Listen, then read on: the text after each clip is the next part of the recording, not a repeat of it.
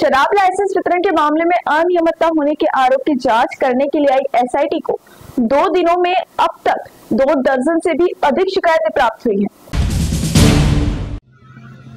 चंद्रपुर जिले में शराबबंदी हटने के बाद आर्थिक सांठगांठ कर नियमों को ताक पर रख लाइसेंस वितरण करने के आरोप में जांच के लिए चंद्रपुर पहुंची एसआईटी टीम के पास दूसरे दिन भी अनेक शिकायतें प्राप्त हुई। प्राप्त जानकारी के अनुसार सोमवार और मंगलवार इन 2 दिनों में एसआईटी के पास कुल 42 शिकायतें आई हैं। साथ ही एसआईटी ने आबकारी विभाग से संबंधित फाइल्स व दस्तावेज मंगवाकर जांच पड़ताल की। एसआईटी प्रमुख संदीप दीवान ने बताया कि 2021 में शराबबंदी हटने के बाद बाहर से जिलों में स्थानांतरित दुकान और नए लाइसेंस देने में नियमों का उल्लंघन होने की शिकायतें मिली है। इसी की जांच पड़ताल जारी है। आबकारी विभाग से संबंधित दस्तावेज मांगे हैं। इस मामले में जो शामिल होंगे उन सबकी जांच होगी। शिकायतें व आबकारी विभाग के दस्तावेजों की जांच पड़ताल करने के बाद एसआईटी अपनी रिपोर्ट सरकार को सौंपेगी। उन्होंने यह भी कहा कि जांच कब तक पूर्ण होगी यह अभी तक बता नहीं सकते, लेकिन जल्द से जल्द जांच पूर्ण कर रिपोर्ट देंगे।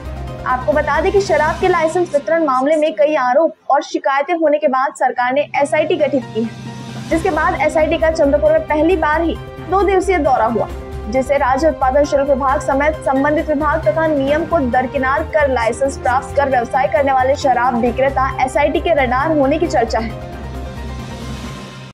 कालपासून मी आता लोकांना भेटीसाठी वेळ दिलेला होता। आतापर्यंत माझ्या मते एक 27-28 तक्रारी प्राप्त झालेल्या आहेत आणि अजूनही लोक येत आहेत आणि वेगवेगळ्या विषयावरती आहेत, वेगवेगळ्या क्रायटेरियावरती आहेत।